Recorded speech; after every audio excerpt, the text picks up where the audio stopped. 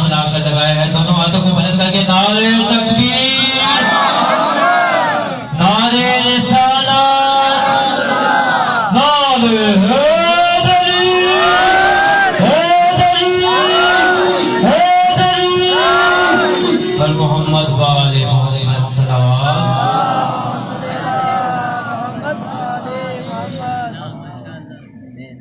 اعوذ باللہ من الشیطان اللعین الرجیم، بسم اللہ الرحمن الرحیم، الحمدللہ الذی ذاتہ واحد وذاتہ احد وذاتہ صمد وذاتہ سمیع وذاتہ بصیر وذاتہ قدیر وذاتہ جمیل وذاتہ جلیل وذاتہ ولی وذاتہ علی، ثم الصلاة والسلام على رسوله اسمه احمد على السماء واسمه محمد في الارض، الذي خاتم النبيين، الذي شفيع المذنبين، الذي خير المبشرين، الذي خير المنزلين، صاحب الوقار والسكينة، المدفون بأرض مدينة، العبد المعيد والرسول المسدد، المصطفى الأمجد والمحمود الأحمد، قيل له في شان خلقه وما أرسلناك إلا رحمة للعالمين، صلوات۔ ثم الصلاة والسلام على خلیفۃ الرسول ووزیر الرسول ووسیع الرسول، ناطق حجت الرسول وباب اطرت الرسول وبارث علم الرسول وزوج بنت الرسول، صاحب النور علی نور، الذي هو خیر المبشر، الامام المطہر والشجاع الغضنفر، ابی شبیر و شبر قاسم طوبہ و صبر، الذي هو ذو القرنین ووالد الستین، اعنی الحسن والحسین، قیل له فی شان خلقه ضربۃ علی یوم الخندق افضل من عبادت ثقلین، صلوات۔ کہ بی بی سیدہ سلام اللہ علیہا کی نالین پاک سے لپٹی ہوئی گرد کے ذروں کا تصدق ہے کہ کاتب تقدیر نے ہماری کتاب تقدیر کے صفحات پر یا اہل بیت کی خوشی لکھی ہے یا اہل بیت کا غم لکھا ہے۔ بسم اللہ، جو ہے تمام مزہ، یا اہل بیت کی خوشی لکھی ہے یا اہل بیت کا غم لکھا ہے۔ اگلا جمعہ آپ کے سامنے پیش کر رہا ہوں کہ لاکھ شکر ہے اس اللہ کا کہ جس نے جوہر محبت علی کے ذریعے ہمیں بزم انبیاء میں بیٹھنے کے قابل بنا دیا ہے۔ بسم اللہ، بزم انبیاء میں بیٹھنے کے قابل بنا دیا ہے۔ عزیزان محترم، جنہوں نے میری کل کی تقریر سنی اس میں میں نے ایک آیت پڑھی ہے، اسی آیت کی انشاءاللہ آج تفسیر کروں۔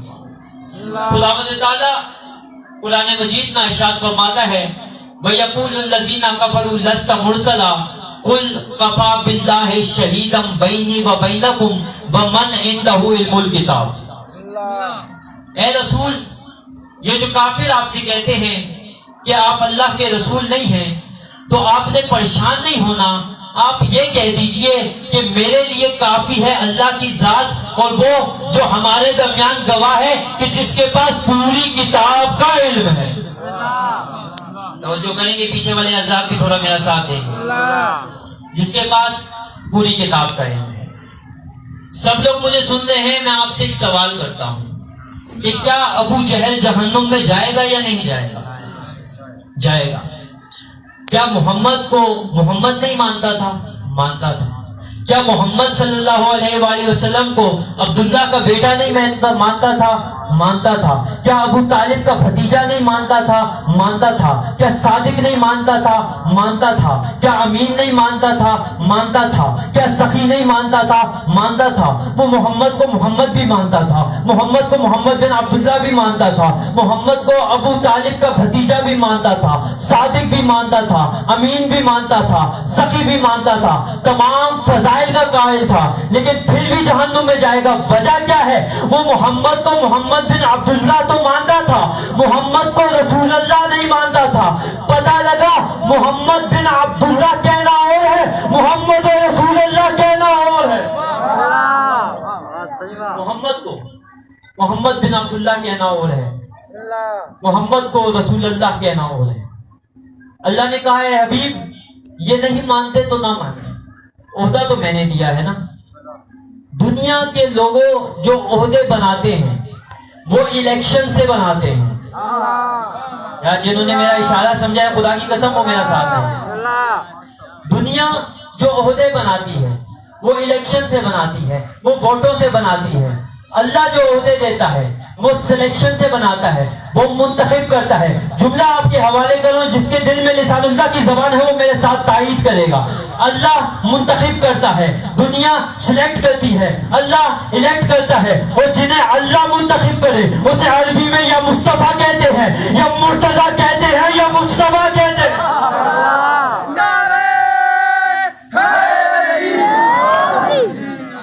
انہیں عربی میں یا مرتضیٰ کہتے ہیں، یا مصطفیٰ کہتے ہیں، یا مجتبیٰ کہتے ہیں۔ اب اللہ نے کیا کہا کہ اے لوگوں یہ لوگ نہیں مانتے تو نہ مانیں، لیکن اگر یہ محمد کو محمد بن عبداللہ کہیں گے تو میں قبول نہیں کروں گا۔ محمد کو رسول اللہ ماننا ضروری ہے، جو ہے تمام آزاد۔ محمد بن عبداللہ کہیں گے میں قبول نہیں کروں گا۔ محمد کو محمد رسول اللہ ماننا ضروری ہے۔ پتہ لگا جس طرح محمد کو محمد بن عبداللہ مان لینا کافی نہیں، محمد رسول اللہ کہنا ضروری ہے، اس طرح علی کو علی ابن ابی طالب مان لینا کافی نہیں، علی ولی اللہ کہنا ضروری ہے۔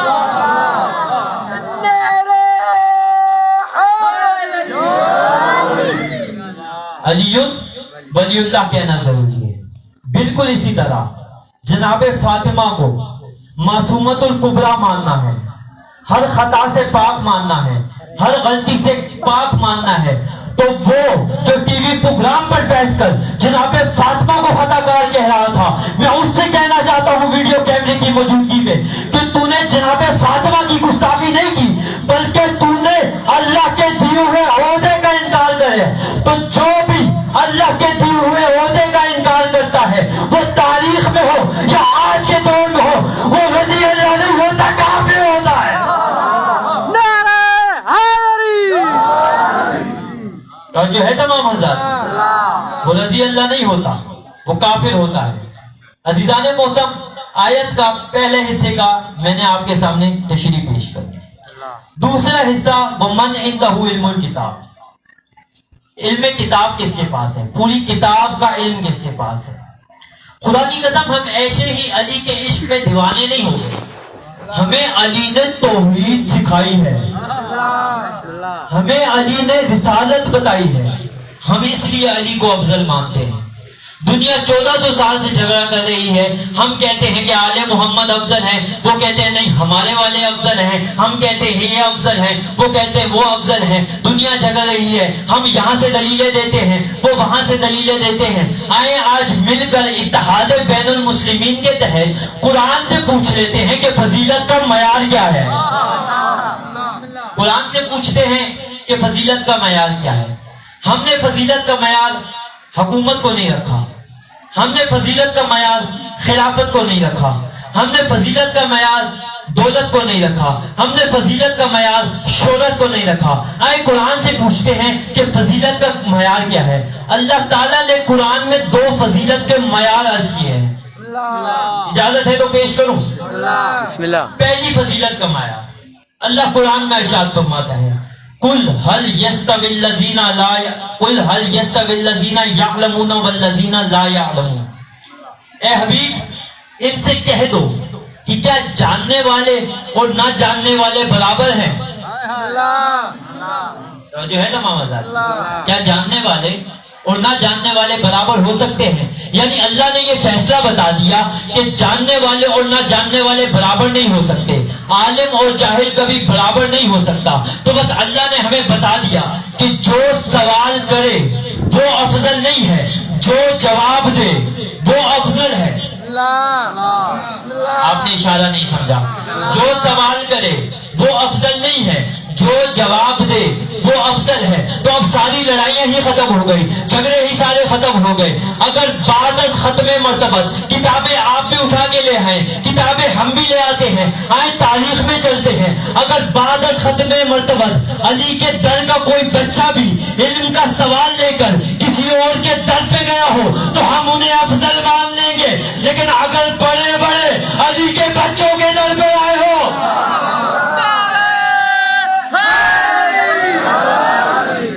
اگر بڑے بڑے علی کے بچوں کے در پر آئے ہوں تو انہیں افضل ماننا پڑے گا. اجازت ہے تو ایک شعر پیش کر دیتا ہوں. مجھے لگ رہا ہے ابھی تک آپ امادہ نہیں ہیں خطابت سننے کے. شعر آپ کے سامنے پیش کر رہا ہوں, شعر شعروں کی طرح سننا ہے. حیدر کو چھوڑ کر جو بنائے ہیں پیشوا, حیدر کو چھوڑ کر جو بنائے ہیں پیشوا, محشر میں خود کہے گا کہ اچھا نہیں کیا. حیدر کو چھوڑ کر جو بنائے ہیں پیشوا, محشر میں خود کہے گا کہ اچھا نہیں کیا. اس پر کر رہا ہے بھروسہ, کمال ہے کہ جس پر نبی نے کبھی بھروسہ نہیں کیا.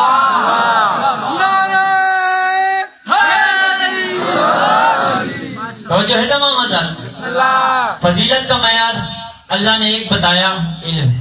دوسرا معیار اللہ تعالیٰ قرآن مجید میں ارشاد فرماتے ہیں کہ صاحب فضیلت وہ ہے, صاحب تقوی, جو صاحب تقوی ہے وہ صاحب فضیلت ہے. جو جتنا بڑا متقی ہوگا, جو جتنا بڑا عالم ہوگا, وہ اتنا اللہ کے درمیان اس کی فضیلت زیادہ ہے. پہلا معیار علم کا بتا دیا, دوسرا معیار تقوی کا بتا دیا. عزیزان محترم, میں ایک سوال کرتا ہوں کہ مثال کے طور پر میں ادھر کسی بچے سے پوچھوں کہ آپ کا عقیدہ کیا ہے, ہو سکتا ہے یہ ایک عقیدہ بیان کرے. اس کے بعد میں دوسرے بچے سے پوچھوں کہ بھئی آپ کا عقیدہ کیا ہے, ہو سکتا ہے یہ بھی عقیدہ بیان کرے اور دونوں کے عقیدوں میں اختلاف ہو. ہمیں کسی بھی مکتب فکر کی اگر عقائد کو جاننا ہے تو یا تو ہمیں ان کی معتبر کتابوں کا مطالعہ کرنا ہوگا, یا ان کے اکابرین سے پوچھنا ہوگا. جو ہے تمام حضرات, یا ان کی معتبر کتابوں کا مطالعہ کرنا ہوگا یا ان کے اکابرین سے پوچھنا ہوگا. اب میں بات کرنے لگا ہوں اپنے اہل سنت بھائیوں کے عقائد کی. حوالہ میں آپ کے سامنے پیش کر رہا ہوں, کتاب کا نام ہے مناقب امام احمد بن حنبل. امام احمد بن حنبل اہل سنت بھائیوں کے ایک امام ہیں. ان کی کتاب میں ایک واقعہ پڑھ رہا تھا, اور خدا کی قسم یہ عقیدہ جو میں نے ان کا پڑھا ہے وہ عقیدہ پڑھ کے میرا دل خوش ہو گیا.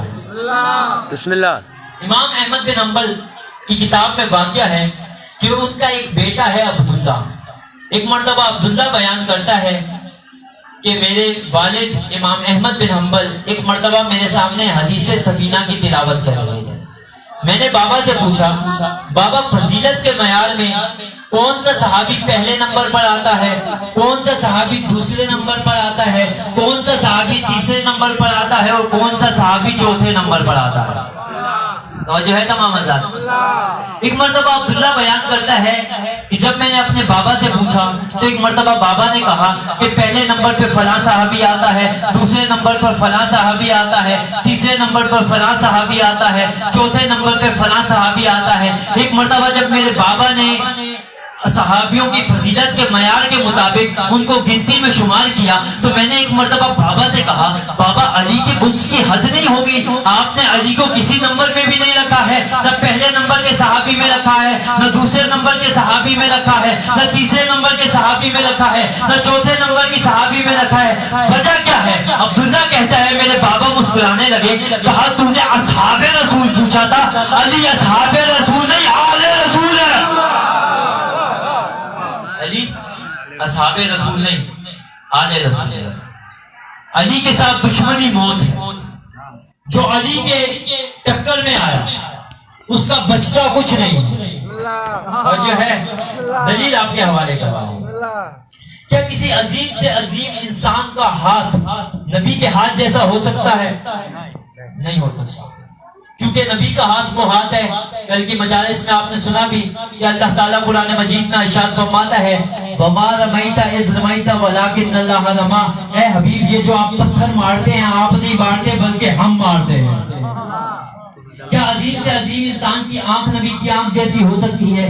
کیا عظیم سے عظیم انسان کی زبان نبی کی زبان جیسی ہو سکتی ہے؟ نبی کی زبان تو وہ زبان ہے کہ اللہ فرماتا ہے وَمَا يَنطِقُ عَنِ الْهَوَىٰ إِنْ هُوَ إِلَّا وَحْيٌ يُوحَىٰ. حبیب تیری زبان وہ زبان ہے کہ جو بغیر وحی کے کلام نہیں کرتی. عظیم سے عظیم انسان کا ہاتھ نبی کے ہاتھ جیسا نہیں ہو سکتا. عظیم سے عظیم انسان کی آنکھ نبی کی آنکھ جیسی نہیں ہو سکتی. عظیم سے عظیم انسان کا کان نبی کے کان جیسا نہیں ہو سکتا. عظیم سے عظیم انسان کا جسم نبی کے جسم جیسا نہیں ہو سکتا. اللہ قرآن میں فرماتا ہے فَمَنْ حَاجَكَ فِيهِ مِنْ بَعْدِ مَا جَاءَكَ مِنَ الْعِلْمِ فَقُلْ تَعَالَوْا نَدْعُوا أَبْنَاءَنَا وَأَبْنَاءَكُمْ وَنِسَاءَنَا وَنِسَاءَكُمْ وَأَنفُسَكُمْ ثُمَّ نَبْتَهِلْ فَنَجْعَلْ اللَّعْنَةُ اللَّهِ عَلَى الْكَاذِبِينَ. اور جو ہے اللہ قرآن میں فرماتا ہے کہ جب مباہلے کا وقت آیا تو عیسائیوں نے ماننے سے انکار کر دیا تو اللہ تعالیٰ نے حبیب سے کہا کہ حبیب ان سے مباہلہ کرو, ان کو کہو کہ تم بھی آؤ ہم بھی آتے ہیں, تم اپنے بیٹوں کو لے کر آؤ ہم اپنے بیٹوں کو لے کے آتے ہیں, تم اپنی عورتوں کو لے کر آؤ ہم اپنی عورتوں کو لے کر آتے ہیں, تم اپنے نفسوں کو لے کر آؤ. باقی قسم مولا سلامت لگے آپ کو جو سمجھ رہے ہیں. تم اپنے نفسوں کو لے کر آؤ ہم اپنے نفسوں کو لے کر آئیں گے اور مل کر اس پر لعنت کریں گے جو جھوٹا ہوگا. ایک مرتبہ رسول خدا نے مباہلے کے میدان کے لیے رسول آگے آگے چل رہے ہیں, رسول کی گود میں حسین ہے, رسول کا ہاتھ حسن نے پکڑا ہوا ہے. ایک مرتبہ رسول آگے آگے ہیں, بیچ میں جناب فاطمہ زہرا سلام اللہ علیہ ہیں اور سب سے پیچھے علی ہے. میں ہمیشہ سوچتا تھا کہ وہ علی جو ہر جنگ میں آگے ہوتے تھے یہ مباہلے میں سب سے پیچھے کیوں رکھا ہے؟ وجہ یہ تھی علی علیہ السلام کو مباہلے میں سب سے پیچھے اس لیے رکھا تھا کہ